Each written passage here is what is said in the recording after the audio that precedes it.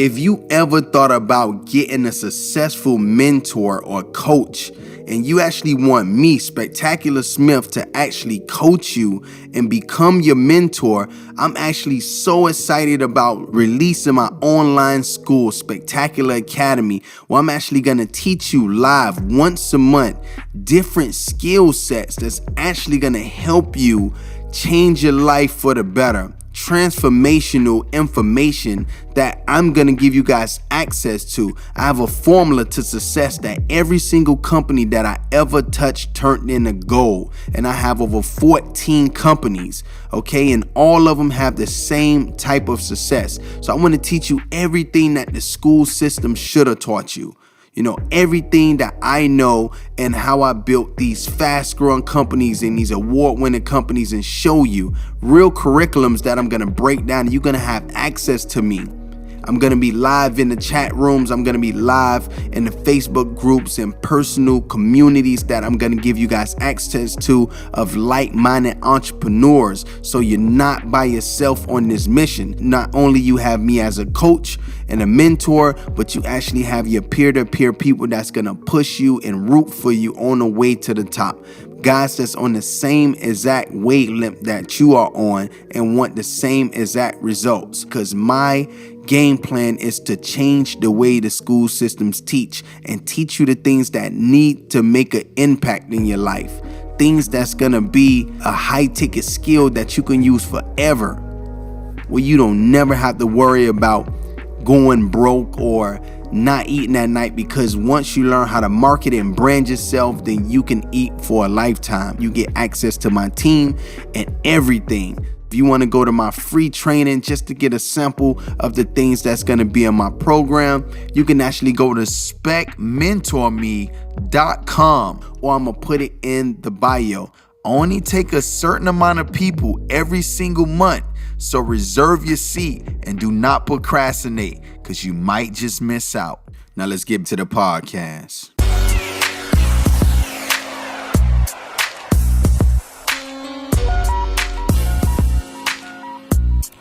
What's up, everybody? This is Spectacular Smith, and welcome to the Spectacular Experience. All right, guys, welcome back. We still in Miami. We might never leave. It's been a hell of a run out here, man. Yeah, we've been doing a lot. We've been a whole lot. Every day is something, man. Every night is something. You never know what can happen in Miami. So, with that in line, Spectacular. It's a good name, man. Spectacular. He's a common theme out here. Every time we somewhere, he's there. Yeah. I'm everywhere. Yeah. I know everybody. That's a fact. That's a fact. You never know who you know. I ran into him a few days ago randomly in Komodo. And ever since then, I think I've seen him every night. Every night. Yeah. We've been somewhere. I'm like, yo, Spec here too? Yeah, for sure, man. Shout out to, he was in the P interview. He's at Victory. Can y'all not stand on the couches, please? Man, when the turn up come, you gotta turn up. Yeah, you gotta turn up. Yeah. So it's been a great trip, and this is a great way to end it. So Spectacular Smith, you might have known him from his musical career with Pretty Ricky, multi-platinum group. You're still a member of that group. Right? Yeah. We just got off tour. We got pulled off tour because of COVID. Yeah. Okay. Yeah. So huge group, multi-platinum, all of that good stuff. But he's also a serial entrepreneur and an online guru of sorts. He teaches people how to monetize their platform, about Facebook ads, about how to go viral, all of that, everything online that you need to actually run a business. A lot of times people don't fully understand the power of online and social media marketing. They have a business and they just post on Instagram like, hey, 50% off sale. That's it. Yeah, who's your audience? Yeah, but they don't know how to actually grow the page and how to actually monetize the page and how to actually, figure out the algorithms and all that. So this is a business show. So this is like vitally important to all business owners and even people that's not business owners, but people that might have services or just want to just grow their brand.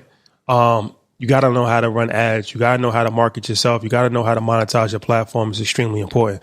So these are all things that we're going to talk about today. He has a company called AdWizards. AdWizard. Yep. And he also has a platform where he helps and trains people and teaches these things. So we're going to have a broad range conversation. We're going to go over everything, nuts and bolts. So first and foremost, thank you for joining us. Appreciate it. Much love, man. Y'all been doing y'all thing, man. Excited to type in. Nah, Yeah, appreciate for it. sure. Appreciate it. So, all right, let's get it going. All right. So, entrepreneur, right? So you started at a young age being an entrepreneur. Like, crazy story. You was making $1,500, $2,000 a week when you was 12 years old. 12, yeah. How does that happen?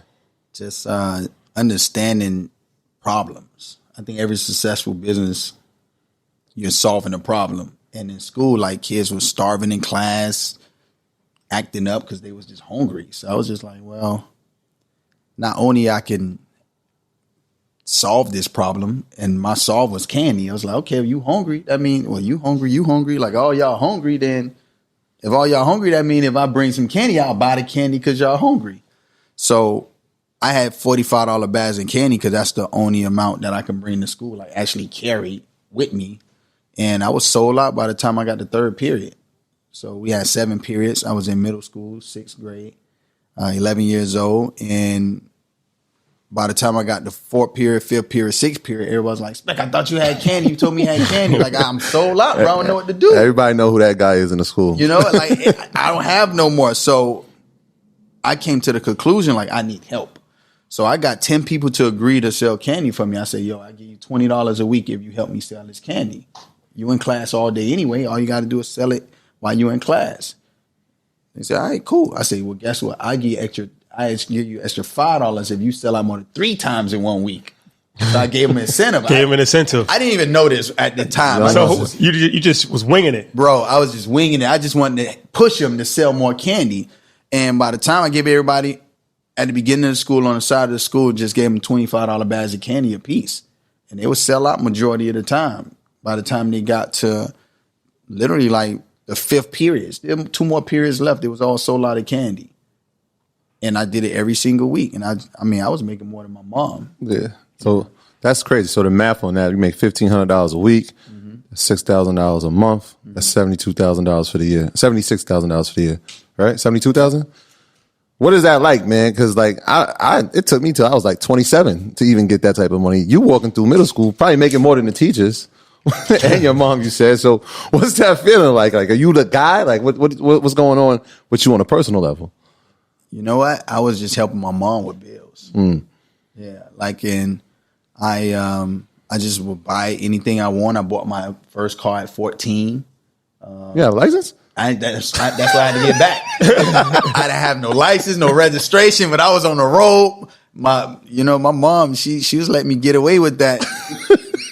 Matter of fact, I don't know how she let me get away with it. My dad, when he got out of prison, my dad served 12 years in prison. When he got out of prison, he seen what I was doing. He was like, yo, get that car. Like, he made me give my car away. Damn. Yeah, yeah. And where'd you grow up at? Carol City. It's in Miami. Right, Oh, around right here? here? Yeah. Yeah. So you that's where Rick Ross is from? Yep. In Florida. Okay. All right. So you out here and you running a whole operation with candy. Safe to say that. Are you buying the candy like wholesale? Yeah, I was Sam's Club? Smarter and Final. Okay. There's something called Smarter Final. I don't even know they still got that out here. But yeah, I would get the 48 Snicker bar pack, like the air. I know those. I know those. Yeah, I know what I'm talking about. Yeah, I know those. And I used to get all the like M&Ms and everything. And man, that's when I realized that, because like I even had my brothers selling for me too.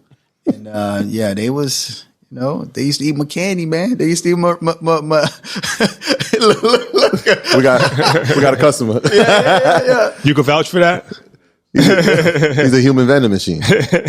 No. Listen, that was the first time I ever got put out of business, was the vending machines. The school realized how much money I was making, and they literally got vending machines. They, every single time, they was catching my employees, and they was just like, yo, like, Smith, we got another one for you. Like, they used to see me in the hallway say, we got another one. They was so mad at me, the principal. Yeah. Like, and I used to come in the office and see my bag on the floor. I see, You better not snitch. you know what I'm saying? They caught the lieutenants. I see my inventory, bro, and they eating it, they passing it around in the office. You want one? I'm like, yo, like, I'm hot. No, but seriously, like, it was It was pretty bad, man. It was eating my candy. and then that's when the vending machines came out because they see how much money I was making because they started counting my pockets. They was like, well, hold up. We put like 10 people in detention. We done suspended a couple of them. Yeah. And then that's when they put the vending machines there. So I started trying to fight back. I started putting paper in a quarter slots. You know, you remember that? I paid somebody to cut the cord, and after that. And then before I looked at it, I was like, oh, they got a camera right facing towards the vending. And that's when I was officially out of business. But then my dad, he had a record label. It was a group called Piccolo, and they had like a bunch of hit records like in Miami. And like his company, he went out of business with the record label. So he had like I don't know, I think 50,000 CDs in there in the garage. I took every last CD to the school, and I told every last person, I was like, listen, this is how you sell it. I was like, go to them. I gave them 3 songs that was a banger in Miami.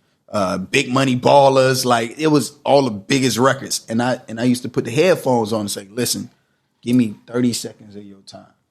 If you don't like what you hear, I'm gonna leave you alone. You never gotta hear from me again. But if you like what you hear, it's just gonna be $5. This the whole package right here.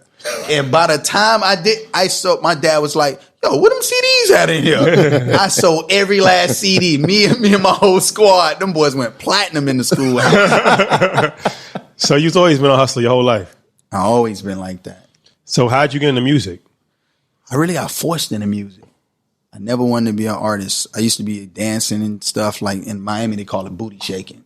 And like I was always a dancer, being in dance groups on the stage with like freaking 5,000 people in the crowd, getting pulled off stage in the 3rd grade. Like I was always an entertainer. And then when my dad got out of prison, he was just like, yo, you coming with me. No woman can show a man how to be a man. And I was a mama's boy. I ain't give a damn. He was too strict for me. My mom let me get away with murder. The only thing, she ain't really let you bring no girls home. My dad, he don't care who come home. But yeah, he was strict as hell, man. And I didn't even want to go, but he was just like, nah, you coming. He used to talk down on me like, nah, it's for gay guys, dance around, booty shaking ass on stage. Like, my dad's a drill sergeant. So I was just like, man, that's messed up. You got talking to me like, he don't care though. So he told me, he was like, listen, if you're going to dance, get in a group with your brothers. And my brothers were pretty Ricky. So I was the person dancing on stage with no mic, just dancing. I'm here so I don't get fined. so I'm just dancing or whatever. And one day the record label, not the record label, the producer, Jim Johnson, was like, yo, why you don't give Speck a verse? So I was like, Speck can't rap. I can't rap. I just wanted to dance. So they gave me a rap. They made me rap. I got on the song. And they made me perform the one verse I had, and all the girls started going crazy. So it was like, yo, put Speck on all the songs. So I ended up having to jump on every song they already had recorded. And then we came out with this song called Grind on Me. That's the first one. Grind on me. It wasn't the very first. Oh, I'm saying that's a classic. You talking about the kid with that. So like once we got to that point, it was a rap. Oh, okay. Because I'm like, yo, you out of here with that. Yeah, nah, it was a rap. So you had known them That as was our first R&B record. R&B record. You know these guys from school. That's his brothers. Yeah, my brother. So actual blood brother. So Slickum is my we call each other. Baby Blue is my brother. Okay. Right? Same mom, same dad. And then Slick is my cousin. Yeah. But literally he was like, I know him since birth. And then P. Right? And P, he came in we knew P growing up. Okay. So like the first song we ever did with P was Grind on Me. Way to start. That's the way to start. Right out the right out the back. So, all right, we always hear these horror stories about entertainers, and even when we spoke to Fat Joe, he had a horror story. He went to jail. Did you know that? Yeah, for taxes. But his accountant wasn't paying his taxes. Mismanagement of money happens pretty common. And this is a show where we actually like to highlight the good and the bad. So you had a tragic situation because you sold millions of records, but you didn't have any money. Yeah. How'd that happen? My father was handling everything. Like my dad was the guy with the Benz a year before it came out, 2-story house in the hood, got out of prison, stayed in the back of a grocery store and built his way up. Got a daycare. Like he was the man. He had a daycare? He had a daycare. Blue Star Learning Center. Yeah, I don't know why he ain't franchised, but you know, Pretty Ricky was having all the babies made. That was the perfect school. That was, yo, kept them in business. now that's vertically integrated. We did them pregnant, and then we have the daycare for your kids. Come on now, See, this guy's thinking ahead. This guy. yeah, come on, man. So back to the story though. So he mismanaged the money. We got into it with the record label. Pleasure ended up wanting to leave because we was all like family, and Pleasure, you know, he was a close friend, you know, coming up. But at the same time, he like, yo, I can't get my money, I'm out. So the group ended up splitting, and because my pops wasn't really giving nobody no money like that. And at this time, he's managing all of y'all. He's managing and he's the record label, which is a conflict. And we're kids, so we're just happy, you know, we living life, you know, we having fun. Having sex with every girl we see. You know what I'm saying? We was just having fun. So all we cared about, that's all we cared about, you know? And we was just having fun living life. And he was just handling all the business affairs and the money. And all we had to do is just be talent. All I wanted to do is get on stage. I didn't care about the money. I was just like, I just want to be on stage. And then, then he told us we had a family meeting. He was like, yo, we ain't got nothing. I was like, damn, that's like 0, 0? Like 0? So everybody's in the living room, guys. Let's have a talk. We broke. Pretty much. Is it like 0? Like nothing.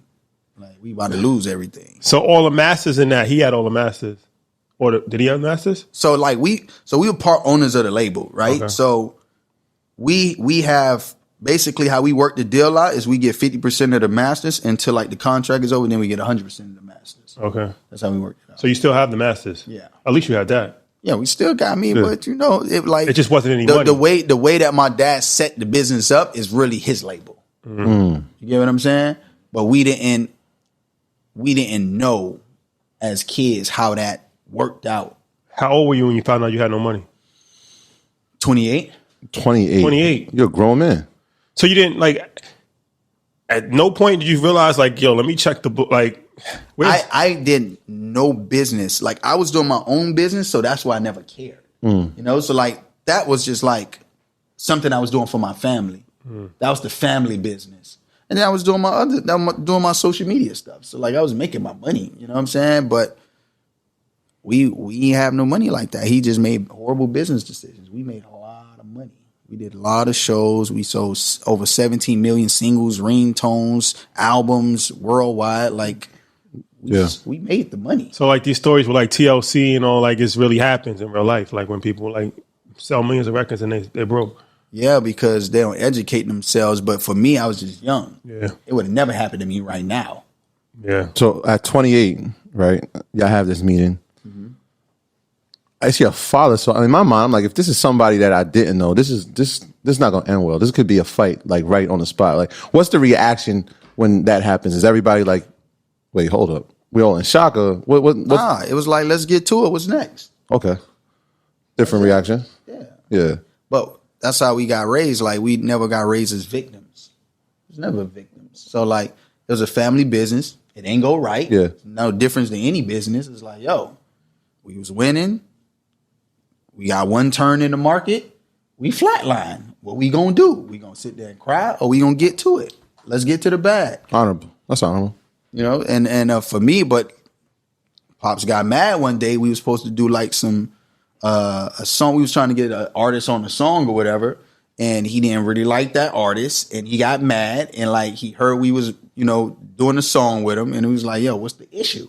Got mad, being drill sergeant, got hot, kicked me out the house.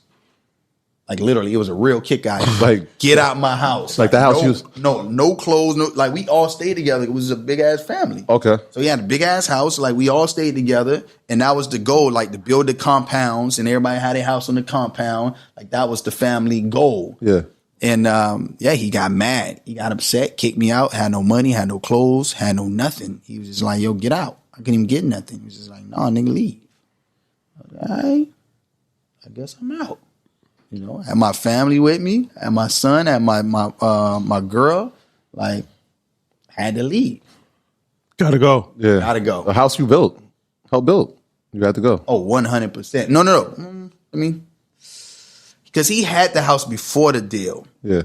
So like I said, he already understood like business, but he didn't know how to dance with the wolves and sharks. It was a different level. So he got screwed over. It wasn't even so much like he was mismanaged. People was taking advantage of him. Yes. Okay. He didn't educate himself because he's like the street knowledge is only going to take you so far. Yeah. But at some point in time, you got to apply yourself. And you got to get the surroundings of the experts that have your best interests. But he didn't do that because he's a loner. He don't want like he got his family like and we gonna squad up. But like what can we do? Like you got to get real advisory like a real advisory board and like put your executive team together. Like we can't run a real label. You need real people that know real information that can execute on a high level. And we didn't do that. So how do you transition into social media and making that a business? Well, when you get kicked out the house as a celebrity and you ain't got no money, no clothes, you got to figure something out. Time for some action. Yeah. So all right. So how Matty J. Shout out to Matty J. It all started from Matty J. Did you know him prior to that moment? So it's funny, right? It's a funny story about Matty J. I'm gonna let him tell a story. But I met Matty J. and we was just like internet buddies. You know, you meet people on the internet. We was doing trending topics, all type of stuff on. We used to run the whole trending topics on. We the reason why they changed the way trending topics come up. Yeah, I'm actually about that. Yeah, we changed that whole thing. Matty a whole legend, man. Yeah, we changed that whole thing. I was like, yo, Matty, let's make something trend. Say, what you want to do? All right, let's go. Boom, trend topic. Let's go. 10 seconds trending. Like we dominated Twitter. We made them put parodies and we made them switch how they do a lot of stuff because of me and Matty, just being innovative and changing things. But yeah, so he gave me a call and he was like, yo, Spec, I got a plate. You can make money off of tweeting. He just really wanted a referral fee. He was winning laptops and iPads, but he still put me up on games. So I was like, all right, what's this? It was called mylikes.com. And on My Likes, they had leaderboards. They have and then you get the extra bonuses. If you're number one, if you're number two, you got, $150 if you're number one. You got an extra $50 for the day if you're number two. And I was always number one. I didn't even know what number two felt like. And I just monopolized off of it. And the way that I was doing it is you basically have ads and you sell traffic against those ads. Right? Mm-hmm. So you have a Twitter page. The more Twitter followers you have, you post these links on there to send them to the landing page. And from that traffic, you sell ads against that traffic. So they bid in real time for the banner placements. So that's how we was making our money. Just imagine you post 10 minutes later, you refresh, you make $25. You refresh again, 20 minutes later, you made another $100. You refresh again, before you know it, you're waking up to $2,000, $3,000 every day. So it was more traffic, more money. More traffic, more money. So I started buying digital real estate. And I started acquiring pages. And then I got to the point where I realized okay, well, if it took me this long to actually build my portfolio, I would say, I started parody accounts, Cat Williams, Will Ferrell, Angelina Jolie. And I started all these pages. And that was the birth of Grumpy Cat. And then I started freaking scaling up like crazy on all of it, just building. And before you know it, I was just like, well, you know what? If I'm doing all this for myself, I see the leaderboard. I reached out to everybody on the leaderboard. I was like, listen, I'm number one. You clearly would never beat me, right? So let me take over your pages. You don't have to do nothing. Let's do a rev share. And I'm going to manage all your pages the way I manage my pages. And I was freaking murdering it. I had every top page on the whole platform out of 100 million users. I had the top 10 monetizing pages, and I ran all their pages. And that was the birth of my company, right? I was like, okay, well, if I can do this for parody accounts, then what I can do with a celebrity. The parody accounts is interesting because before we had Earn Your Leisure, we had Fashion Wave. Oh man, it was a fashion blog that we had started because I saw kind of the direction that Instagram was going in 2012, and I realized that people was actually doing soft sales from their page. Like these girls would have millions of followers on like these fashion pages, and they'd be like, hey, just got this dress. What do you think? I got it from this. And they would tag the person. At that time, it was before Instagram ads was even a thing. But I'm like, yo, this is actually brilliant. This is like, she's running the ad without them even knowing it's an ad. Exactly. So I'm like, we should do a fashion page, get enough followers, and then we can sell ads to small businesses that's trying to advertise their company. Exactly. So we did a bunch of different things to grow our page. And one of the things that we did was there was a Will Ferrell parody page. And it was like, it had like 700,000. It's crazy. I think this is before, was that your page?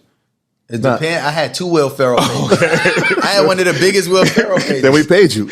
It was a Will Ferrell parody page, and every now and then they would just do a shout out like, "Hey, follow this page," and then like we get like 1,000 followers for that shout out. Yes. Some of them would drop off because they was like, they wasn't like real, like it was like ghost followers. It wasn't engaged, but we grew the following. We grew it to like 12,000 people. But that's the first time I got introduced to parody pages, and I think that might have been one of the reasons why they started to do verification, right? Mm-hmm. I was the first parody page on Twitter. I created the first parody. It didn't even exist, and then they took every last page I owned. They banned my IP, and then when they gave me my pages back, they said you have to put parody in the bio. So I was the first person to have a parody, and the first person to have to put parody in the bio.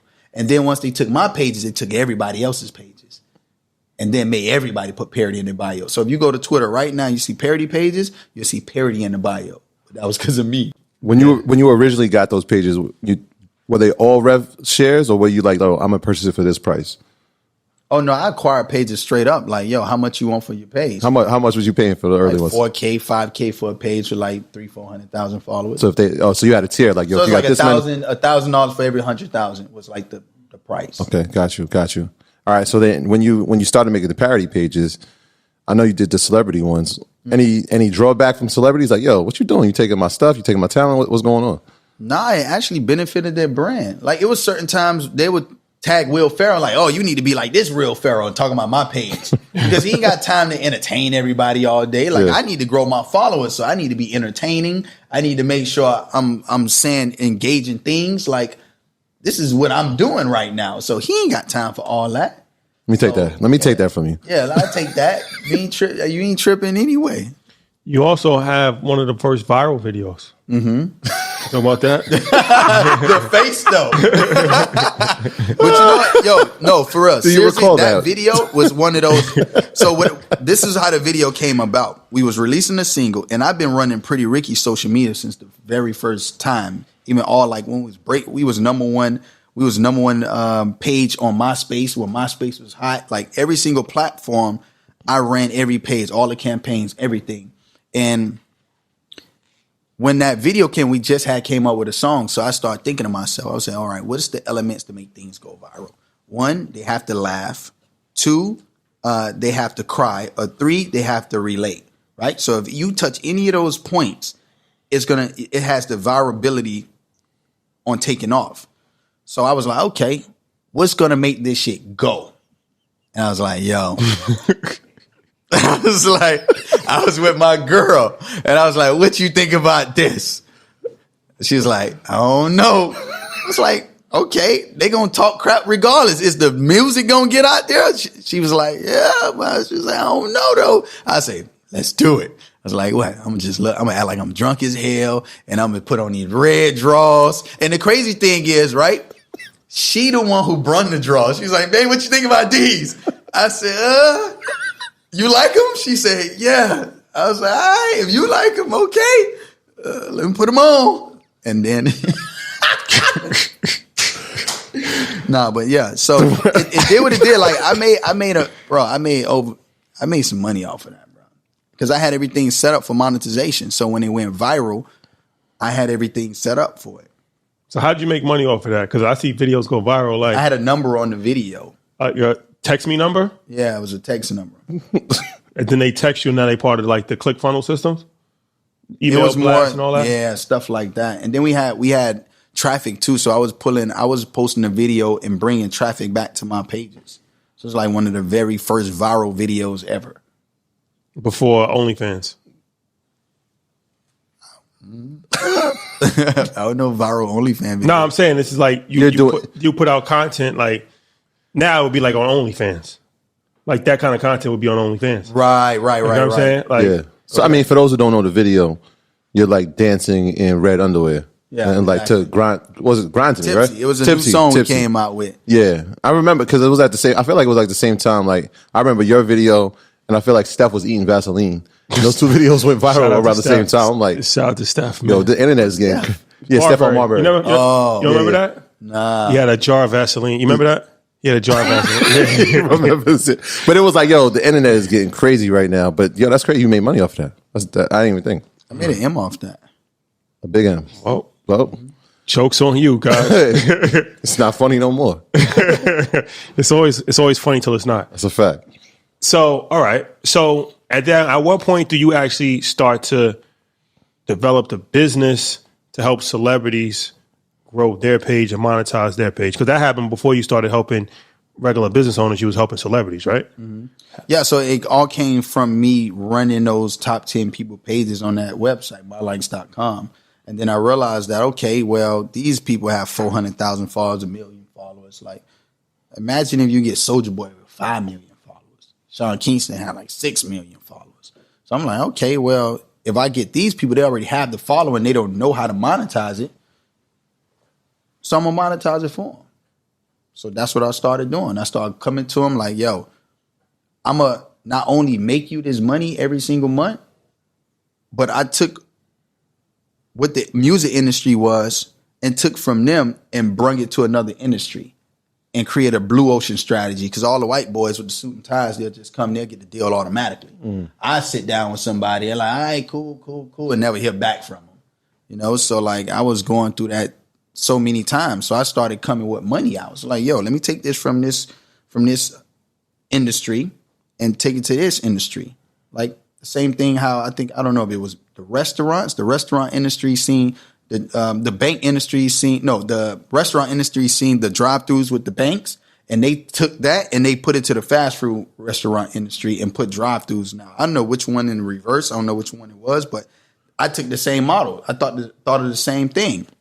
So I took that from the music industry. So what'd you take? You giving them advances? Advances. Giving them advances? And then I gave them minimums. And I was like, Guaranteed okay. minimums? Guaranteed minimums. So I would come to people with $40,000, $50,000, $100,000, $150,000. In a brown bag.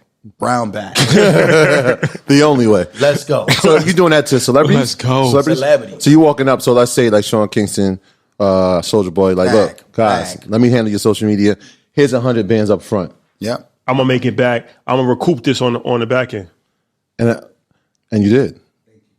I recoup within the first, all my advances is based on 2 months. So if I give you 100K, I know I'm going to make my 100K by the second month. Big boy talk. And how was you making that 100K? Like, what was some of the? It was the same traffic acquisition. Then video monetization, sponsor posts, like all that stuff started coming in play. What platforms are you using to help to run Right this? now, so at that point, Facebook had just took off. So it went from like 3K in a day to Facebook $10,000 in a day. Like it was just like Facebook was like viral as hell at the time. This is before Facebook ads. Facebook ads was out. They didn't like what I was doing because they had Facebook ads. They figured out a way to cut my water off. What was the difference in what you were doing in Facebook ads? What I was doing, the only difference was you wasn't paying Facebook. Right? I was taking the advertisers that they were supposed to get. Got you. So they didn't like that.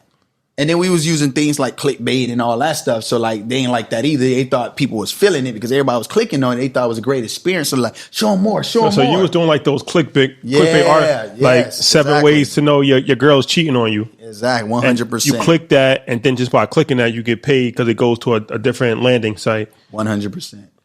And we was killing it. That's like all those little ads. I'm not on Facebook too much these days, but I remember like randomly I just see these ads like 17 ways to make $1 million tomorrow. Like, and it's like just even with the Donald Trump thing with Russia, like it was like it got out of control. I think that's why Facebook kind of cracked down on those kind of that was one of the main reasons they cracked down on just privacy in general.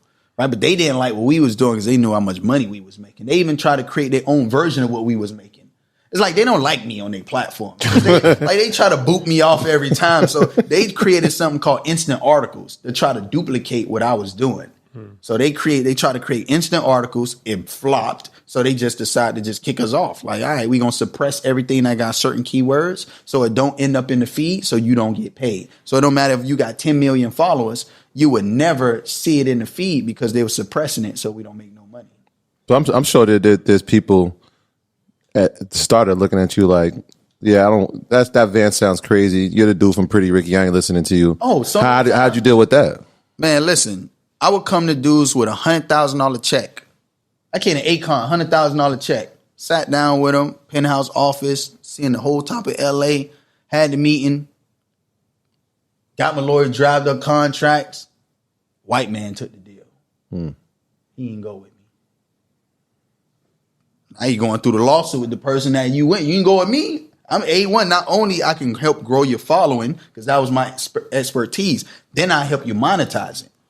So not only I get a client at like 1 million followers. Before you look at it, they got 5 million followers.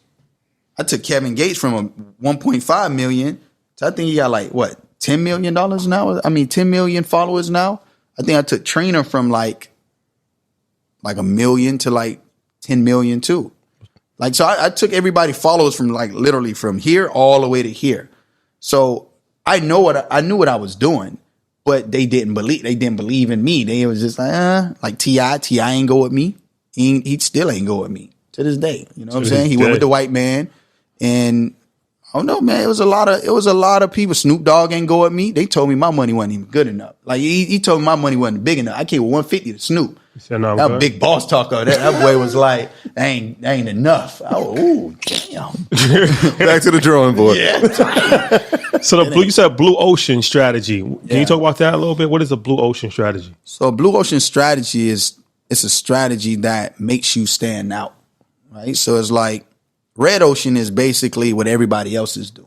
Everybody else is going to come and they're going to tell you like, hey, I'm going to get you signed. You know, I'm going to sign you to this contract, this exclusive agreement, like just the norm, what everybody does. Mm-hmm. So I wanted to stand out, right? Blue ocean is basically coming at it in a different angle. That's basically innovative, thinking outside the box in your own little niche. So I stopped trying to like go against the white boys with the suit and ties because I know I couldn't win that battle. Like nobody was taking me serious, you know. And I was like, I come in, even with money, they wasn't taking me serious. They still be like, yeah, I'll just go with him, you know, because they just felt like that was more comfortable, I guess. I don't know. Y'all could talk to them when y'all interview them. But yeah, they didn't go with me. And so the blue ocean is just like what you do and what nobody else. You're not trying to do what anybody else does. That was the game plan. How can I be different? How can I stand out and be different from what everybody else doing? So that's why I decide to take the advances from the music industry and put it inside this industry. That was blue ocean. They never seen nothing like that before. They were like, advances. So now they couldn't go to nobody else without advances now. Yeah. So I done switched the market, but by the time they caught on, I done hit everybody at one time. So I made as many meetings as possible in 1 week so I can hit everybody and just sign everybody up. So even if they had a contract with the white boys, I come and say, how much you making? Okay, I double what you making and give you $100,000 check. What's up? So at what point does the other side say, you know what? I know what he's doing. Instead of 100,000, we're going to take it up to 200. Do they price you out of that, or how does that work? So what happened was the white boys decided to try to beat me. It's like who can get lower in price. So they start trying to outbid me, and that's why they started going out of business because they went to Akon like, "Yo, we gonna give you this, and we gonna guarantee you this," and knew they couldn't guarantee that. They did it to Kevin Hart too. They say, yo, sign on contract, guarantee. They try to take my model, but my model was so predictable because I know how to grow the followers. The more followers you have, the more money you can make. Yeah. They didn't know that part. They only knew the monetization piece. So they're trying to compete with me, and they went out of business. They went bankrupt. Yeah, that sounds about right. So what's the scale then? What's the scale? So if we're thinking about, like you said, the more followers you have, the more money you make. Because I saw this somewhere that was like, yo, if you have 100,000 followers, you should be able to make $100,000. Is there a specific scale that you use, or that one that's out there? It fluctuates so much now, and the strategies are so different now. So it's not like it's not like it was before. Before it was like that. But all these algorithm changes and the way that they're suppressing certain things. If you say certain things, they only want them. They only want 100% them. Like, it's to the point, if you think something, you'll see it pop up on your feed. Yeah, that's like, crazy. They read minds now. But nobody want to believe me. Nobody want to have this conversation with me. We done seen that. I done seen that. Yeah. Like, I'll think something and it'll be like the ad will be right Boom, there. And I'm right like, there. nah, this is crazy. This don't even make no sense. Yeah, but everybody's in denial. But yeah, they done capitalized off of it. And they got rooms, tabs, and boom. Because I'll never forget. I was talking to somebody. I have a Sprint phone, and I had like a Nokia laptop. Like, it wasn't related. I was having a conversation with somebody on my phone, and I go on my laptop, and what I was talking about on my phone was the first thing that popped up on a Google search on the laptop. But it's not like I had an Apple phone with an Apple computer. Like, you know what I'm saying? I had an Apple phone and a Nokia laptop with Sprint service on my phone. So it's nothing related to that unless they're sharing information with each other as a company. They do that too. Yeah, they have to, because it's like either that or they have the device bugged, because I don't know, how else are they going to do that? Like, Was you on your did you have your social media on that app, on that phone? Yeah. Yeah, that's why. So like when you agree to terms and service, they're taking that mic, you put your mic on when you use the social channel, and they're using that when you're having a conversation. That's how they're getting you. That's crazy. I think I was at work and I was talking about like a new dryer. And I promise you, like, I had a dryer ad like on my Google, on my Instagram. I'm like, yo, actually, it wasn't even me. It was my coworker who was talking about it. And it popped up. I'm just like, yo, this doesn't even make no sense. Like, yo, how are they reading it? But obviously, it must be the mic. Read those terms and services, yo. But that's why you got to use it. See, I use it for my advantage. When I want something, I just talk to my phone and I get the ad. It's like, thank you. Boom. And I buy it. Why just let them use you? I use them. Like, yo, okay, I'm looking for a Wraith. I want blah, and boom, it pop up. Boom, thank you. I buy it, and that's that. I need a private jet. Yeah. Thanks, guys. Appreciate it. No, for real. All right, y'all playing. I'm telling you, everything you want, just say it to your phone. They'll deliver it to you. You ain't got to go searching for it. So let's talk about what's relevant now in 2021, because the vast majority of people in the world and people that listen, if they're not celebrities, they're just, people that's trying to grow their social media following, people that's trying to monetize, and they might not fully understand everything that's going on because everything changes so quickly. So the first question I have for you, before I'm gonna ask you a couple questions about ads and stuff like that, but I heard Apple, Facebook is changing their ads now because Apple's not sharing information anymore. So can you talk about that a little bit? Yeah, I don't really know much about it, man. I know that's been something that's been floating around the digital marketing space, and everybody's like trying to figure it out. But man, I'm still here because I figure it out every time. Every single competitor I ever had in history is bankrupt. I'm still here. I'm never going nowhere. Never. Come out with whatever updates you want to come up with. I'm going to figure out a way around it because that's just how my mind works. So it haven't came yet, so it haven't been on my radar. Okay. So once it like literally is in my face, I'm gonna just figure out a way and just make it happen. So I really don't know much about the update, but to my knowledge, just to expound on what you're talking about, is that they're basically letting people block the cookies or the IPs or the pixels and everything when you go to different websites. Like you can choose like, oh no, I don't want this person advertising to me. And that's going to be devastating. That's like a Facebook Pixels. So what's Facebook Pixels? Yeah, so Facebook Pixel is equivalent to somebody coming into your store if you're a store owner, right? And you got a pixel on your store, right? Somebody comes in, shop or don't shop, just come, window shop, and then they leave and you slap a GPS on their back. And now wherever they go, you're putting freaking billboards in front of them. They stop at the light, look to the left, spectacular. Hey, buy my shit. All right. They go, they drive, they go to the, McDonald's, they at the drive through, they look up, spectacular, buy my shit. Hey, what's up, bro? You see me. Boom. You go again, like you pull up home, and when you look to the right, your neighbor got a billboard on the top. Hey, up here, buy my shit. Right. And that's how Pixel is. It follows you every single where you go. So no matter where you go, you're going to keep running into my ad. So if everybody, once you guys go to my page to be nosy, I'm going to follow you. All right. Until you buy my shit. So once that first click, I'm done. Once you on there, they call it pixel hell. It's like the jaws of life. They're not gonna let you go. And then you just got to buy from me. Once you buy from me, just buy something small. That's all, and I'll leave you alone. But then, even if you don't buy, you go to there's a thing called retargeting ads, right? But you remove and retarget. So when you retarget somebody, you only retarget people who didn't buy it. That's what I'm saying. Like if you talk about what are retargeting ads, because the best retargeter I've ever seen is Neo Davis. Shout out to Nehemiah. Man, I made the mistake of going to his page one time and not actually. I just wanted to see what's going on. He's like, "Hey guys, this is the last offer." He's like, "I saw you took this," and then I was like, "Yo, I feel like he like, this is my man. Like I know him personally. I'm gonna buy your joint. Just I don't really know what's going on." So, but then he actually introduced me, not knowingly, to retargeting ads. Yeah. And now I'm like, oh, okay. Because I'm like, yo, how did he know?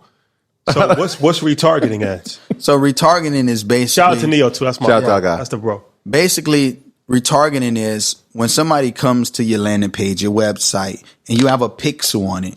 All right. And you can literally go and Google how to set up a pixel. It literally takes like 5 minutes to set it up. You put your pixel on there. So everybody that comes to your website, when they come to your website, now you know they've been to your website. They have the GPS on their back. So retargeting is really to get those people back to your website. Because the hardest, where the most of the money come from in advertisement is getting somebody to know about you. Mm-hmm.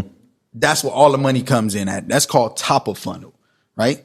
Getting somebody to know who Earn Your Leisure is. Once they know who Earn Your Leisure is, now that's when they become they in the retargeting bucket now, right? That's called middle of funnel. So now that's middle of funnel. And now once you have them in the middle of funnel, that's where the majority of your money is going to come from. So when you get them to know about you, they transfer into the middle of the funnel bucket. Now it lowers the CPM and the CPL, which is cost per lead, drastically, because they already know who you are. It's a warm lead. It's a warm audience. They already know who you are. So this is the equivalent. So you have 100,000 people I'm targeting. Out of those 100,000 people, you're going to get a percentage that actually take action. Let's say 20%. So now you got 20,000 people. Out of those 20,000 people that take action, the next step is now those 20,000 people is in a retargeting bucket, which is the middle funnel bucket. So now that they're in the retargeting bucket, the next step is hitting all of them with advertisement. So now you're not targeting 100,000 people and only getting 20 people. You're literally targeting the 20,000 people that already took action to know about you. So it gets cheaper now because you ain't hitting 100,000 to get 20,000 actions. You're in 20,000 people to get 20,000 actions. Yeah. So it cuts the price literally significantly. So that's the money. And then once they go to bottom of funnel is the people that tried to check out. Like, oh, they checked out and they went to your sales page, but they didn't purchase, but they really window shopping. They picking stuff up. They trying it on. They going in the dressing room. Like they serious. They just need that push. Got to finish the race. Yeah, you gotta finish the race, right? So now the bottom of funnel is what that's what like the ROI on that, which means return on investment, is through the roof because they just need that. They just need that extra kick, right? People believe in threes. So if you hit somebody 3 times, they feel like it's a sign from God. They're like, yo, I need to buy this because evidently this is a sign right now. I need this. Right? It's like it's coming. And then with advertisement, it comes at the right time for people. Right. And it might be God, right? But truthfully, all right, just keeping it real. So you might get it at the right time. And it's just a reminder because like even me, when I buy stuff, I be so busy. I want to buy something and then like something happened. I get the little shiny, like the squirrel syndrome. It's like, oh, I totally forgot what I was doing. And then the ad will pop back up. That's the retargeting. I was going to buy it. I forgot. And now the ad is just reminders. So if you needed money or you was waiting for money or like you want to wait for the right time or that's when the ads keep reminding you. So cause you in that bucket, like you right at the edge, right at the finish line. So I just need to take you across the finish line. Persistency gets rid of resistance. 100%. I heard Charlemagne the God say that. South Charlemagne. so Consistency to what type of budget do we need to be in this space, right? Because this sounds like it costs a lot of money, or maybe it doesn't. What type of money do we need? Man, all you got to do is start off $5 a day. $5 a day. $5 a day. I do all my test budgets. That's $5 to $10 a day. Okay. So what's the test? So the test budget is like, let me just put it out. If I get a response from it, I'll add some more. Yeah, this is the beautiful thing about Facebook ads and Instagram ads and YouTube ads. You get a billboard, you pay 30 grand for that billboard. It has to stay up for 30 days.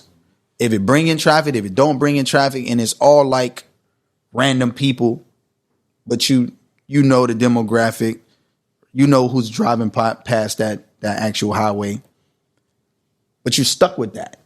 And Facebook ads, you got all these mini billboards. And if that billboard ain't bringing in traffic, you cut it off. No more billboard. Get out of here. All right. Boom. You test this out. All right. That billboard got, some traffic. All right. So we got a billboard in Miami. We got a billboard in New York. We got a billboard in Los Angeles. Los Angeles flopped. That billboard ain't do good. Cut that off. All right. Miami, that did good. New York, that flopped. So guess what? We about to take Miami billboard and we about to put it on every single place we know. It's got to be in every single corner in Miami because that's where it's making the money at. So it's going to be in Wynwood, it's going to be in Brickell, it's going to be in South Beach, it's going to be in the hood, it's going to be everywhere because that's where the money coming from. So we shut off everything that wasn't working and now we only putting it in spots that is working. But all you need is little micro budgets. That's only $5 a day. That's going to show you where the winner is. Mm-hmm. And once you find the winner, then you just freaking go crazy and scale up in that market. So you can do it by audience. So if I know that I have a large following in New York City, or if I have a large audience in Chicago, I can target the ad just for that city? Yeah, you can. Okay. You can do mile radiuses too. So if you have a restaurant, let's say you got a restaurant and you got to get people to your restaurant, you can literally just do 20, you can put your address in and then you can target people 25 miles within that radius and target your specific ad to those people. And then you can put different interests. So like if I had a music store and I was only selling Pretty Ricky music, I can literally target Trey Songz fans, Chris Brown fans, Rihanna fans, right? Because it's a similar affinity. Mm-hmm. So once you have that similar affinity, 9 out of 10, if they like you, they're going to end up liking you. Right. And you just got to find out who's your competitors with the same type of affinity. And those are the people that you market to. But the game changes when you get your first 100 customers. When you get your first 100 customers, that's when you create what they call a lookalike audience. So Facebook, and the reason why they're getting so advanced, even with like the app Clubhouse, is because now you know what people like. And by you knowing what people like, you can put together those different interests and then you can create a DNA of what your customer avatar looks like based on what Facebook puts together. So if your top 100 customers like Earn Your Leisure, Spectacular, and Pretty Ricky, 9 out of 10, if that person that liked those 3 things purchase your stuff, they're going to find millions of other people that like Earn Your Leisure, Spectacular, and Pretty Ricky. And they're going to put your advertisement right in front of them. And they're going to buy your shit. And yours. And mine. So that's the lookalike. That's the lookalike audience. And you want to do lookalikes based on 1%. You want to split it up. 1%, 1% to 2%, 2% to 3%, and you 3% to 4%, all the way to 10%. And you want to split them all up in different buckets and see which one resonates the most with your message when you're doing the Facebook ads. And you can also hurt yourself by trying to spend too much money. I've heard, right? Long as you're testing the budget first. You want to test the budget. Like if you take $5 and you put them in ad sets, is basically like a billboard. So put them in ad sets. So you do 10 different let's say 100 different ad sets for $5. Ad sets or AdSense? Ad sets. So SET. Okay. So ad sets. So basically you put, let's just say easy math. Just say 10. Right? You got 10 and you're doing $5, $50. So you're doing $50 a day. And that $50 a day is going to take 3 to 4 days to know if it's profitable or not. 3 to 4 days, anything before that's premature. So now you have those ad sets that's going out and then it's going to work its magic.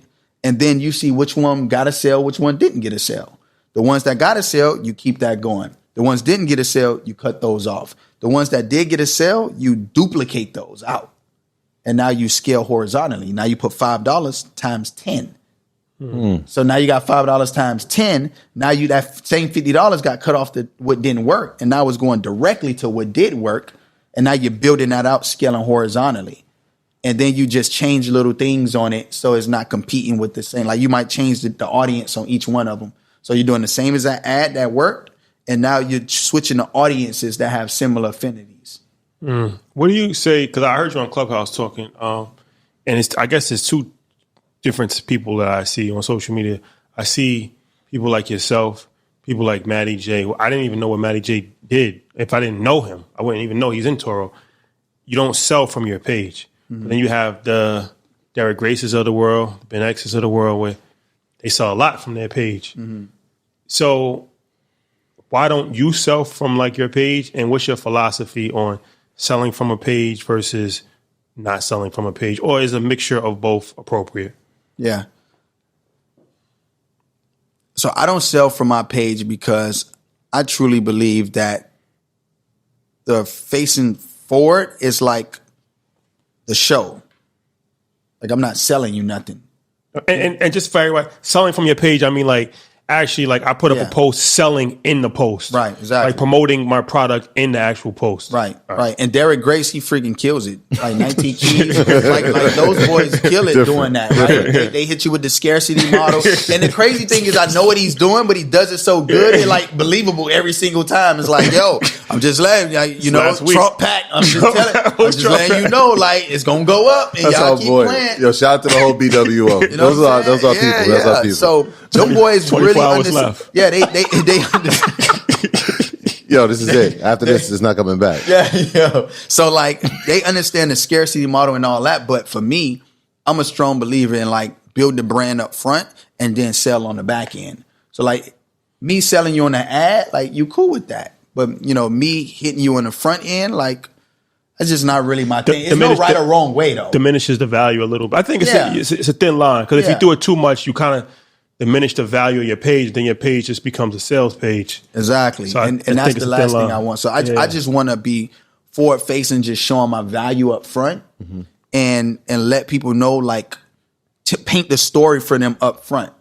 And every now and then I might hit them with a little call to action for like a little holiday or something, but it'd be in the caption. It wouldn't be like a straight up like, yo, here goes the sale. You know what I'm saying? Like, because that's just not what I do. Right. And like I said, there's no right or wrong way to do it. That's just like how I rock. I would rather just hit you on the advertisement tip and position it in a way where it's not going to turn off my audience, but I'm gonna still hit you on the back end down your feed. And I think it's important for people to be knowledgeable of everything because I think there's no right or wrong, like you said, because you can make money in either scenario, but you got to know your personality. Like for us, for me, I run our social media. I personally just don't feel comfortable doing that.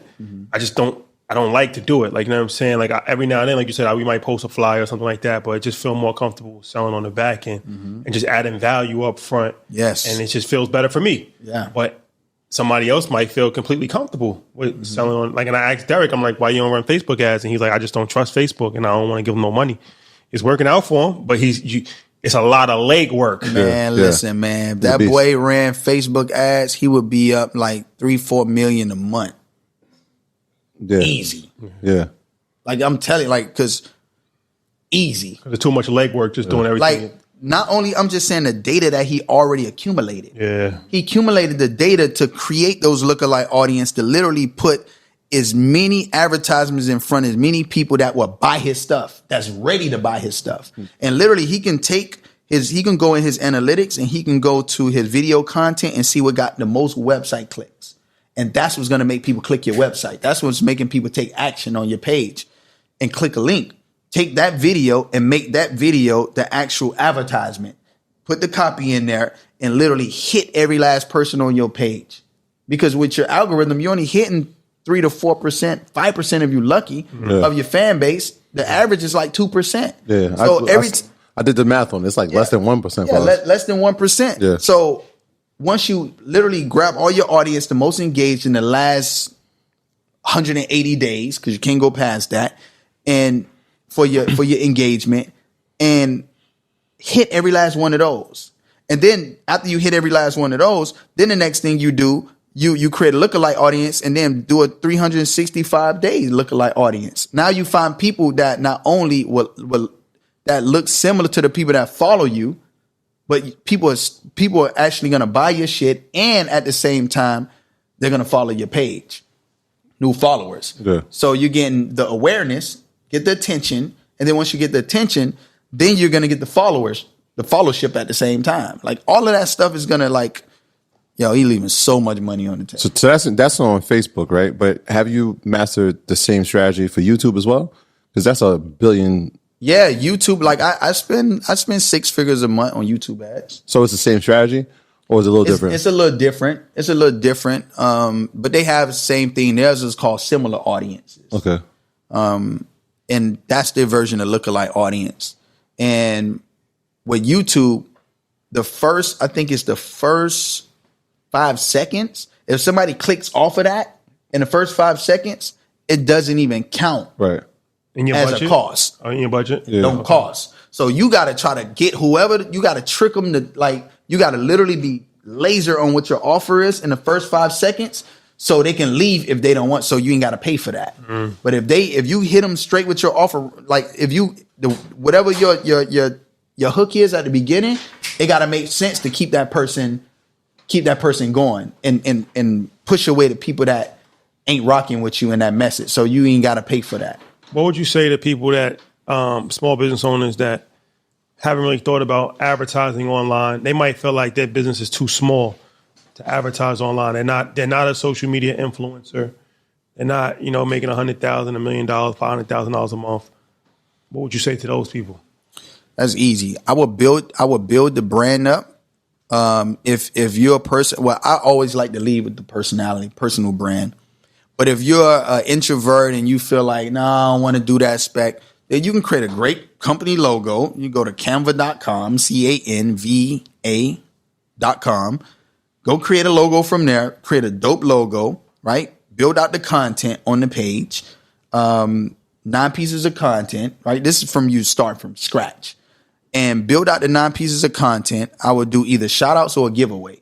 I would do a giveaway and you can have your friends and family like give away some $50 cash app. Go create a page and say, hey, go follow my company page, right? Follow my company page and get a chance to win $50. Have all your besties posted at one time. Tag 3 people. Tag 3 people.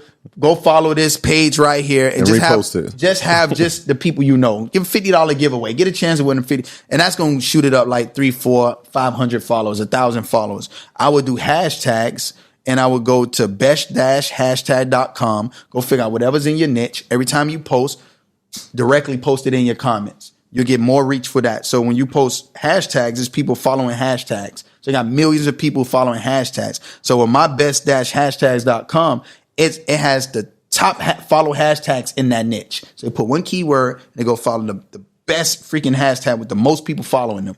So now that's going to grow your page like at least like 100, 200 followers a week. And once you do that for like a couple of months, now you have social proof. You probably got 3,000, 4,000 followers, got a dope logo, dope bio, everything is structured correctly. And then you have your curated content, which basically means go get content from other people that's viral, give them the credit and start building it out. You can do your own content, go to Lightroom, get the Lightroom app, edit it up. You can go get Facetune app, go get that. Boom, get your face right, get the pictures right, clean it up like a professional editor. And then now you have great content that's coming out. You build the credibility, right? Now you got 3,000, 4,000 followers. Now take that and now go get an influencer to post it. Go pay him, reach out to him, DM him and say, yo, I love what you're doing, but I want to know what's your cost for promo. And you say, okay, cool. This is this price. Boom, pay him a couple $100. You can start with micro influence with 100,000, 200,000, 300,000 followers. They don't get much deal flow. So they'd be happy to post your stuff. You get them to rock your product. Now you got that as advertisement. Give them a contract to say, hey, sign this, that you're leasing me this video, that I own this video, that I can use it in advertisement. So now you have that video. Take that video and now you post it on your page, see what type of traction it get. Get 3 or 4 influencers to post it. They post it on their page. It's going to draw traffic back to your page. The credibility is there when they come. They're like, oh, I like this page. Let me follow it. So now they followed the page. So now once they follow the page, you start building your audience up. Okay, now you take that video and you use the Facebook ads and you do $5 a day on that video. Guess what? It's a known face. You can target that person's followers without even being on it. Already they done posted on your page. You can screenshot that, show that she posted on your page, use that as the video, them posting it on their page, and then do another ad set of just the video itself. And then you target that person's fans. They already know, like, and trust that person, so they more likely are going to buy your product. And then once you do that, you create the lookalike again. Once you get the first 100 customers or the first 100 followers that follow that page, do a lookalike, and then boom, you target everybody. So now you're automatically targeting people that will purchase your product right off the rip. And that's what I would do if I was starting from scratch as a brand new business owner. There you have it. There you have it, ladies and gentlemen. So, all right. So that's a whole lot of game. I'm not sure what else you can say. That's a whole lot of game right there. So how did you get into teaching people? How did you get into like what? All right. So you was an entertainer, then you became an entrepreneur in this space. You're helping celebrities. So what made you want to transition into helping regular people, teaching people? I don't know who all is spiritual here or not, but I literally got a message from God. I had somebody that, tell me what my purpose was.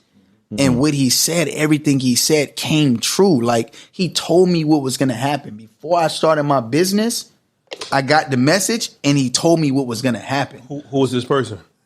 Can't say? Yeah, okay. But, I can't tell my angel, But he's sitting here with us. Yeah, you never know. So he told me the situation, and I was just like, okay, I agreed to what I agreed to, but everything he said literally rolled down. That was the day I started my business. I started my business the following week after I got the message. I saw my first person, which was Jay Holiday, and in Jay Holiday's first month, he was at $20,000 in revenue. Brand new business. And he made $20,000 every single month. Then I was flying back and forth to LA from Miami. I was in LA like 3 times a week. That's why I moved out there. I was like, it's too many meetings back and forth. So I just packed my family up. I was like, we out. And ever since then, like, my purpose and my passion was building a community and teaching my game and things that I've learned through my journey. And I was able to help give back and help build up and create more leaders in the community. And I've been solid to my promise ever since. And that's just what it is, and I'm just being obedient, tell you the truth. So I'm just doing what I gotta do, and and I mean it's God's will. I'm just doing what I'm put on this earth to do. So that's why I decided to create the school. Once I learned what I learned and everything mapped out just the same way that the person told me it was going to map out, it literally took, bro, imagine somebody tell you like, yo, on this month, you're going to be sitting down with Spectacular.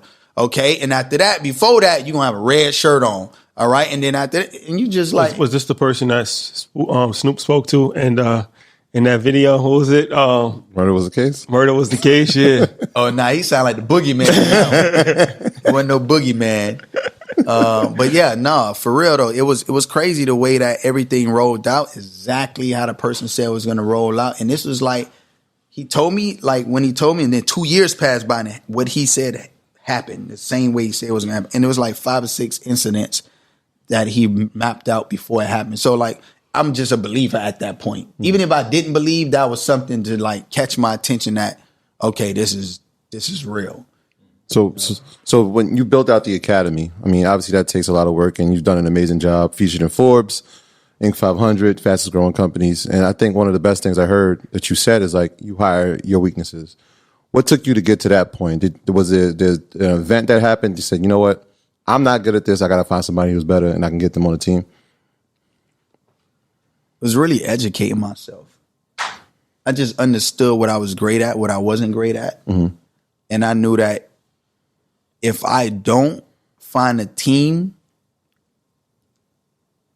that is great at what I'm mediocre at, I'm not going to grow as fast as I want to. Mm-hmm. So that's why I realized that you don't hire somebody and then try to train them at advanced stages in your business, because your business grow at a 7%. If you find somebody that already know the skill then you grow at 80%. But if you find somebody who don't know the skill, they're learning on your dime. Right. You're literally giving them the university and they're making mistakes to learn and you're paying for it. In return, your company is moving like this because they got to go through the learning curve. They got to keep going like this. Versus somebody already know the skill set can take you from here to here. You're just going forward at that point at accelerated pace. So when I realized that, I realized everything that I'm not great at, I need to find somebody to do. And then everybody who I get on my team that's great at certain things but mediocre at things, they need to find somebody to help them too. So I started building my teams horizontally. I stopped building my teams vertically and I started building them horizontally. So instead of like, oh, this person in charge of this person, no, this person is strong at this in marketing and they're super creative, but this person right here is more organized because this person is disorganized. So instead of this person being over this person, they're working side by side. And then whatever these two people weaknesses are, I find a third person to now set off their weaknesses. So he might be the person that's a good analyst, right? But he understands ads. So like all of them work as a team. So I'm not just hiring one big person. Like I'm literally hiring a bunch of mini experts, put them together, and then everybody has VAs built underneath them. If you have a minimum wage activity, you shouldn't be doing it. If you do this repetitive, if this is repetitive, then you shouldn't be doing it. If anything a robot can do over and over and over again, you shouldn't be doing it. I'm paying you for your brain. You shouldn't be doing no repetitive tasks. So my team has virtual assistants. They have assistants. And sometimes their assistants have assistants. So like I need stuff getting done. Because what was happening to me was I would tell them to do something. And I'm a visionary at heart. So like my ideas come flowing. They get tired of these ideas. I got them coming right. I shoot them at them. So I would say like, yo, what happened with that? What happened to that project you was working on? And they were like, I don't know. Like, what you mean? What happened? Well, you told me to do this now. So I was like, oh, come on. So like before I look at it, something I told them to do in January is the end of February. It ain't even get touched yet because it started to get pushed down, call it kicking the can down the road. So what I realized was they need to focus on what's the most important. Anything that comes outside of that, they delegate to their VAs. So they focus on the main thing, and then anything that's still important that they're not focused on, they dish it to their VAs. So every single thing that my team needs, so let's say that they need copywriting, you need Facebook ads, you need YouTube ads, you need funnel person, okay, you need email person. I have 5 VAs for each one of those things, all in one Slack channel. So when it comes time to a project, we dump the project in there and whoever could get to it first, they start on it right away. So if I got 5 projects, I get those 5 projects done in 28 to 48 hours. Pretty good system. So I don't have to worry about moving slow because I tell my team that we got to move fast. The faster we can move, the better. So if I have a company that's doing 12 projects a year, if I have these VAs built out, now all of a sudden I can do 12 projects times 5 in a year. So now my company just grew 5 times as fast. And it's accelerated. So hire for my weaknesses is the best thing I ever did. And with every business, you have 2 components to it. You have a builder and you have a seller. The builder is usually the operations person, systematic person, finance person. And the seller is the person that does the sales, the marketing, and all the partnerships. And in business, you have both of those. The biggest hire was the builder, which is the integrator. There's a book called Rocket Fuel. I think everybody and their mama should read. I don't care if you starting a business, you're an aspiring entrepreneur, read the book. And then it's another book called Traction. It's the EOS system. I run all my multi-million-dollar businesses on it. Have to learn Traction.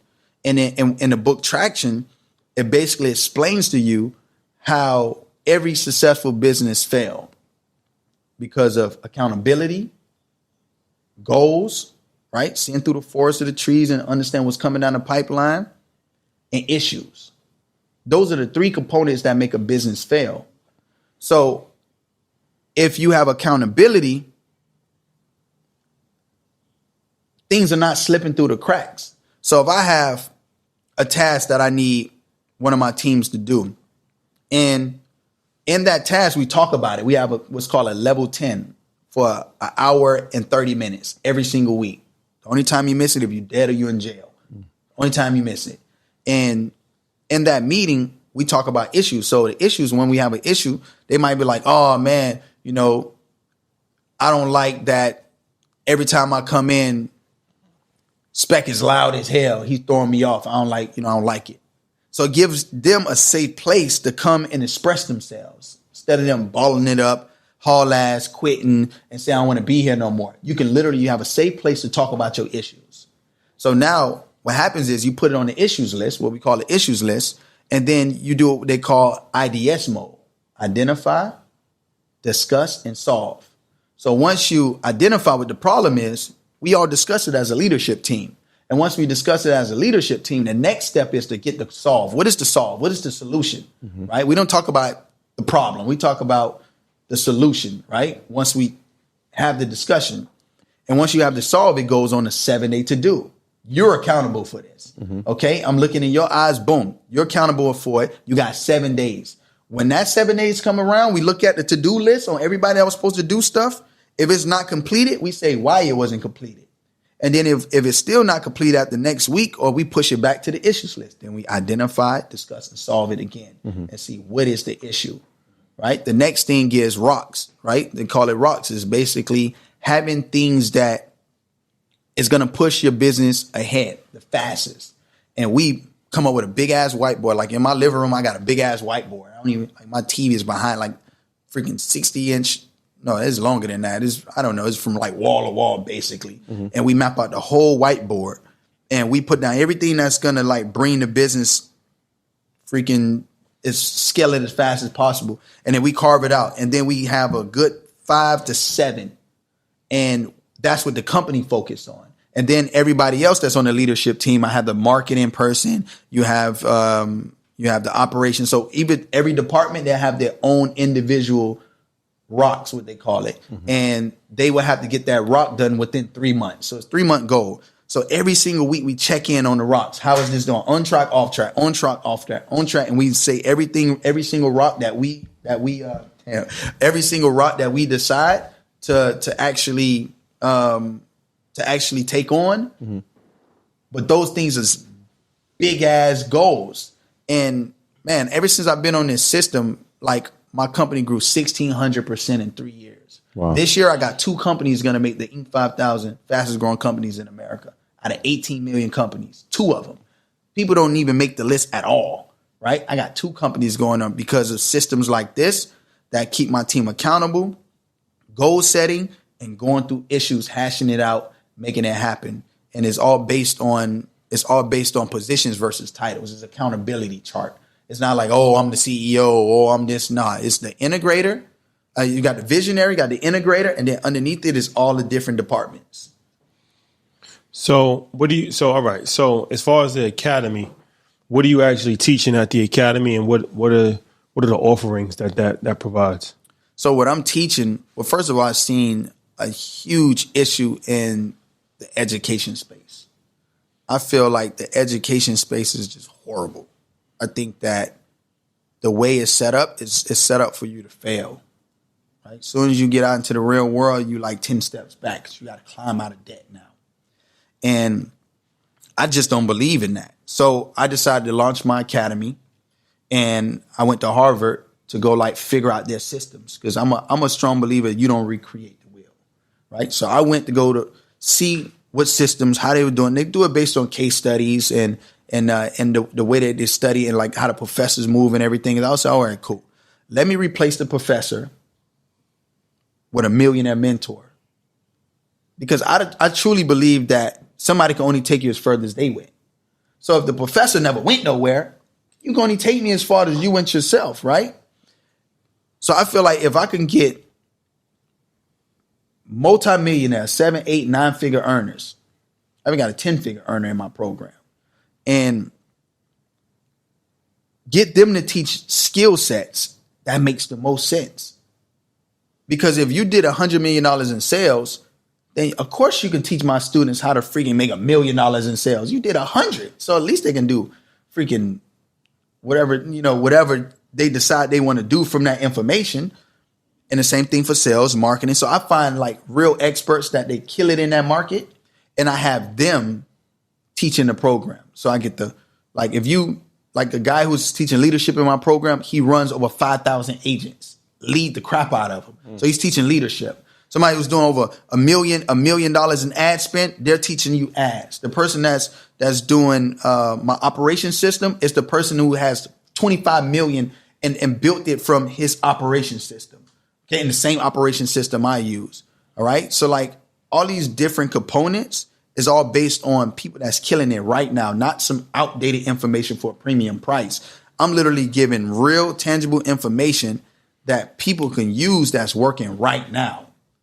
And I decided to create everything that I needed when I first started in business. Because when I first started in business, like I didn't know none of this stuff. I didn't know about customer support, leadership. I was like, all right, I get a team, right? And they help me out and they work for me. I didn't know how to motivate people and inspire them, like, and drive them forward and teach them and mentor them. I didn't know none of that. So I had to learn that. And then when I got in, the next step was like, okay, well, now that I know that, now I started to get sales. But when I started to get sales, like, okay, well, this is not going fast enough. Now I had to learn sales. And then I got the sales. All right, the sales coming in, but now shit is getting dry. So now I got to learn marketing. Okay, damn. So how you do this Facebook ad thing? Okay, cool. Figure that out. Now it's like, all right, people coming in, but now they're leaving out the back door because my operations is broken.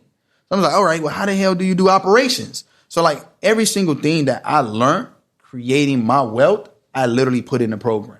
And I put all my most successful call leads that they murder in those specific fields, teach that specific subject matter. Even if I know I was great at it, if they're killing it in that specific niche, I let them teach in the program.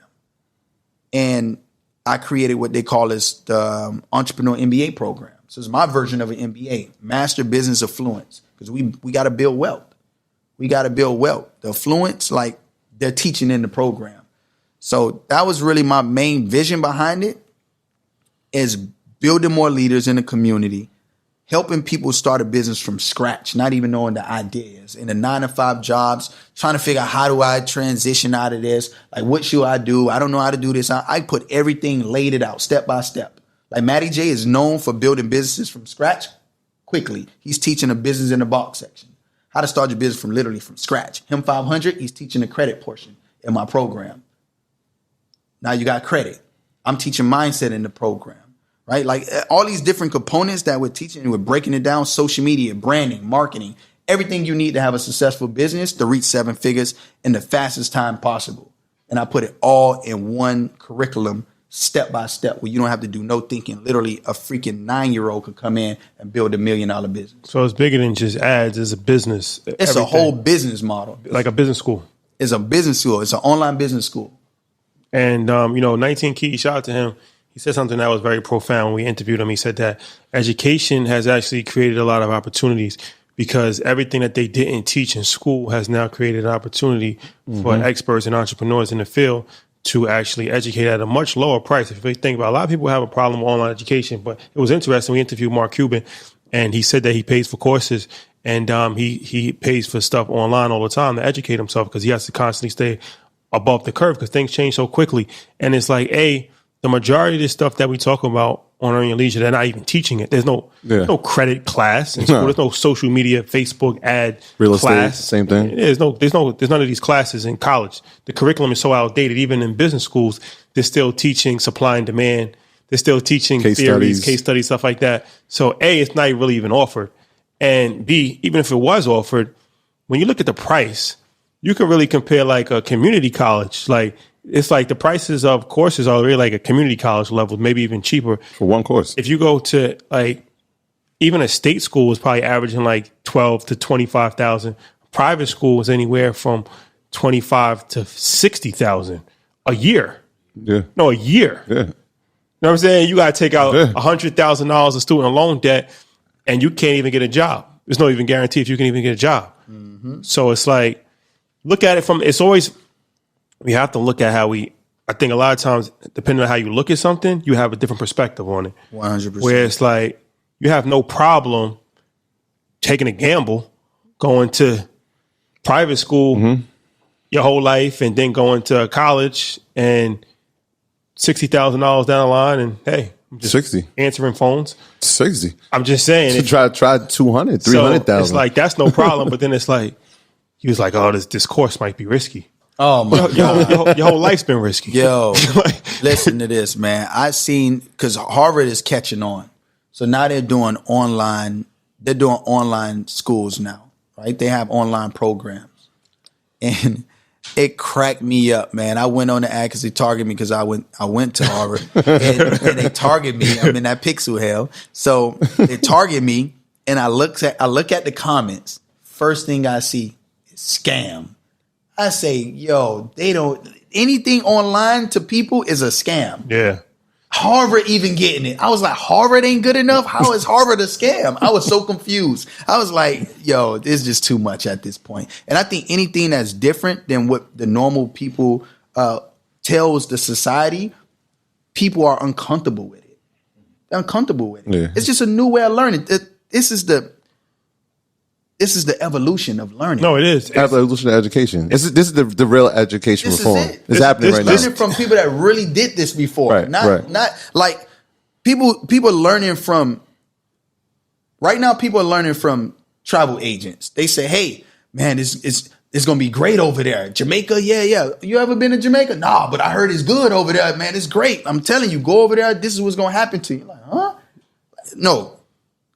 Tour guides, they like, yo, I already been there before. Yo, go over there, make a left. Yo, they got some good food over there. You want to go over there? Right. Oh, nah, they racist over. Don't go over there, bro. Nah, don't go over. Go, yeah, over here. This is the plug, man. They got some.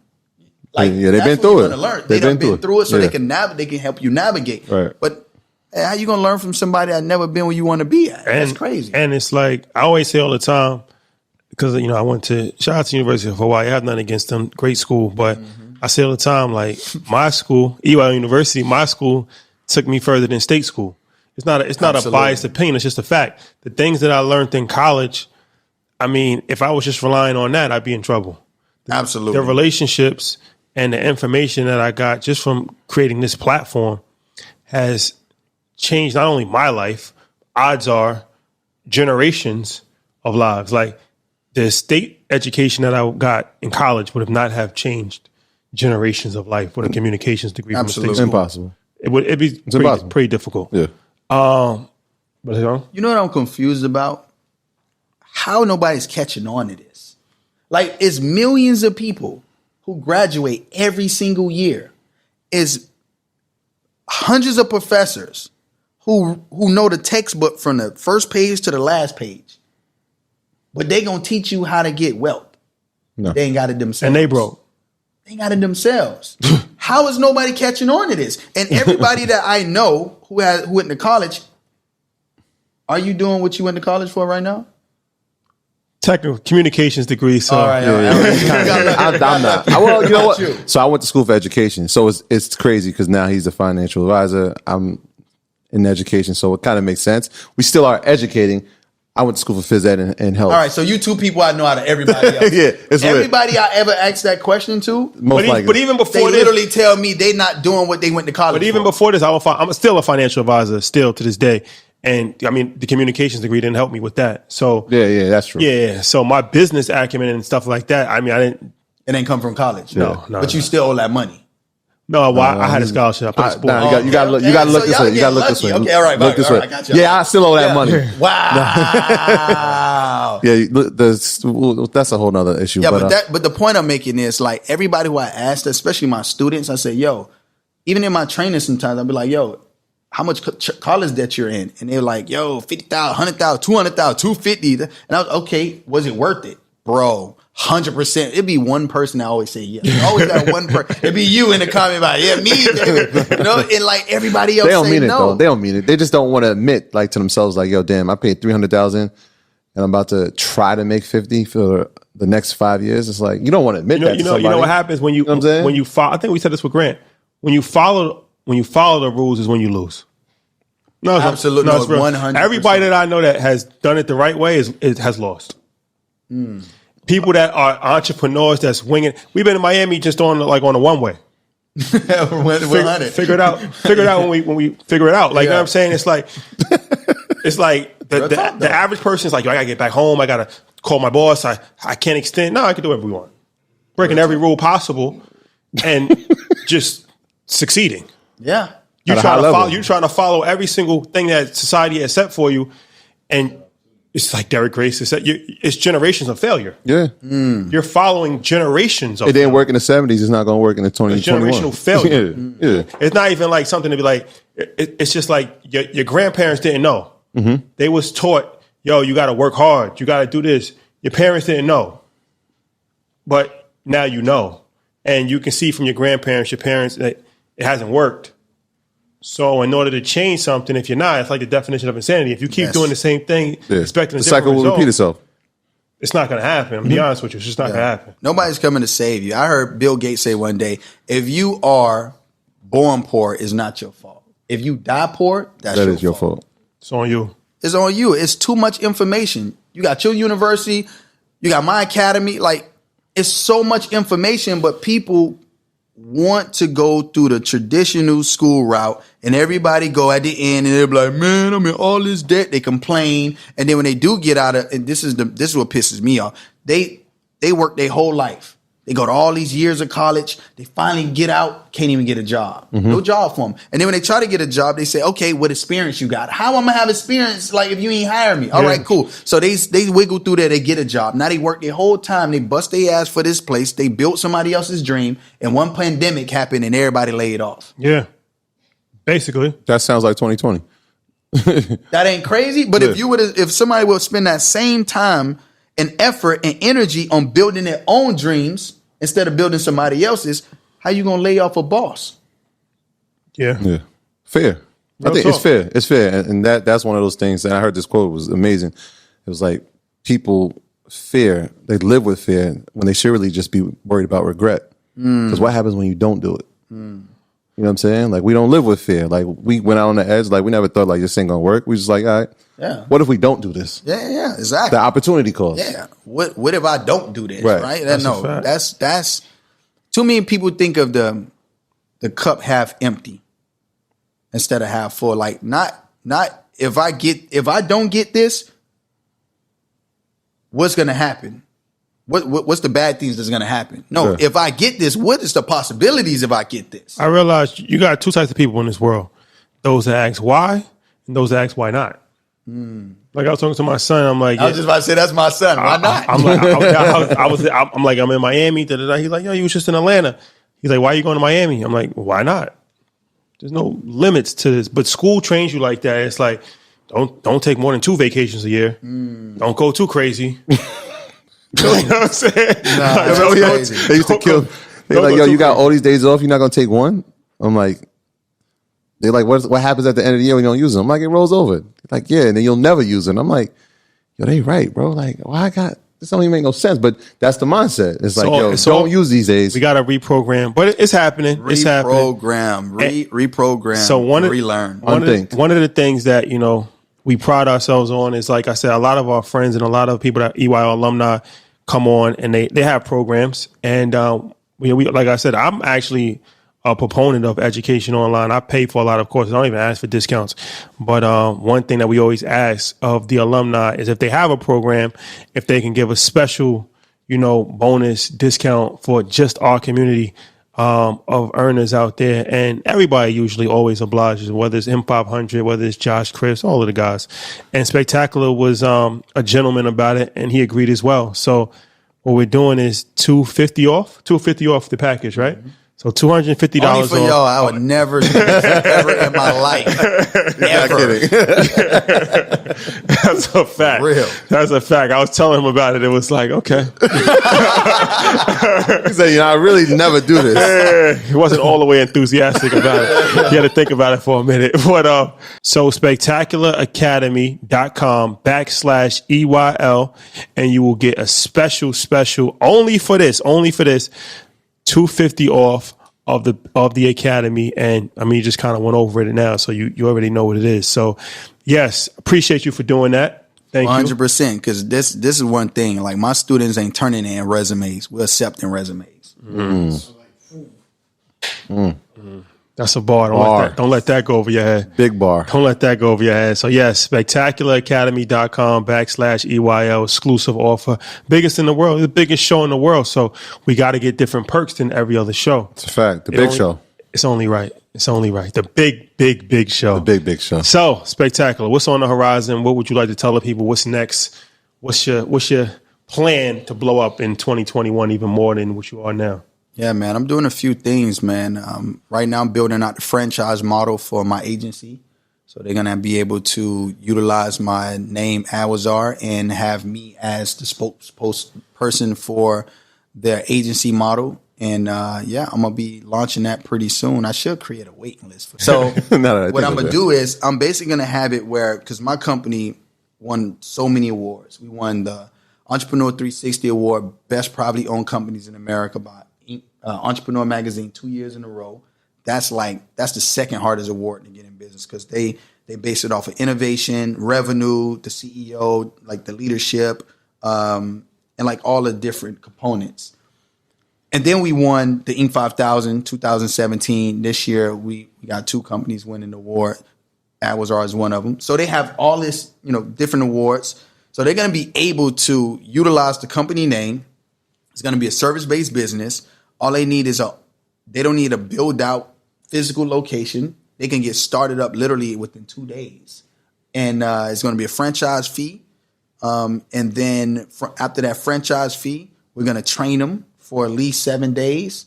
And then they get to start their business right off the bat. It's going to be a franchise fee every single month. But I mean, it's a multi-million-dollar business they get to just tap into right off the bat and have me promote their stuff. And I'm going to run their ads for them. I'm going to have a minimum budget to run the ads. So you're going to have the experts running their ads, and I'm going to build out the teams. So that's one thing I'm doing. The second thing I'm doing is actually launched a fitness product, spectacular.fitness. You can go to our website, and it's a new invention that basically lets you work your whole upper body. So depending on where you put the actual handles, it'll work your shoulders, your back, and your triceps, and your biceps. Shoulders, deltoids, back, traps. Hold on, shoulder, back. Oh, chest, and then triceps. Don't forget the chest. Yeah, the chest. So yeah, it's man, it's dope as hell. We're doing another version where we're gonna add the resistant bands onto it, but dope product. We just released that. We launched that like a week ago. Okay, like less than 5 days ago. Okay. But the reason why I'm doing that is because I'm building out something called Social Seed, where I'm changing the way that the average person support their favorite influencer. So what's going to happen is we're going to take the next Kylie Jenner before she became Kylie Jenner with Kylie Cosmetics, and we're going to pair her up with the best product for her brand, and then we're going to let her fans, her top 1,000 fans, become micro investors for her actual product. And they're going to have say-so in like the product launches and the designs. And it's like a mini street team, a little mini advisory board. And you get to run ideas through them. They get to come up with names and everything, be real interactive with the brand. And once we raise that first, I would say, fan round, then we can do the seed round and then like get into all of that. But we're going to have, we have Awazar Technologies, which is the accelerator for that. So we test like 100 products at one time, with everyone floats to the top. We pair it up with an influencer. Once we pair it up with the influencer, we make sure it's proven. We take it to $1 million a month. And then once we take it to $1 million a month, we give the micro investors a chance to get into it and become the advocates and the micro investors and the people that really help push the product. And then we raise the traditional round right after that. So it's called Social Seed.